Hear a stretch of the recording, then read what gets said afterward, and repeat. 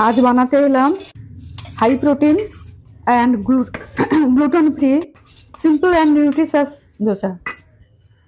ভেজানো ডাল, মিক্স ডাল ভিজিয়ে রেখেছিলাম, এক মুঠো চালও ভিজিয়েছিলাম, সঙ্গে একটু মেথি দিলাম, ভেজানো মেথি, নুন, কাঁচা লঙ্কা, আদা দিয়ে মিক্সার গ্রাইন্ডারে বেটে নিলাম।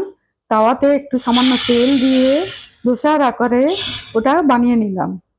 ধোসা সামান্য তেল দিয়ে ভাজতে হবে, খুবই সামান্য তেল। তারপর চাটনি দিয়ে পরিবেশন করুন ধোসা। ধনেপাতা পুদিনার চাটনির সঙ্গে এটা খেতে খুবই ভালো লাগে, অপূর্ব স্বাদের।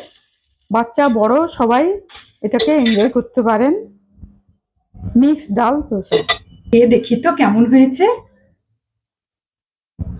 চাটনির সঙ্গে ধনেপাতা পুদিনার চাটনি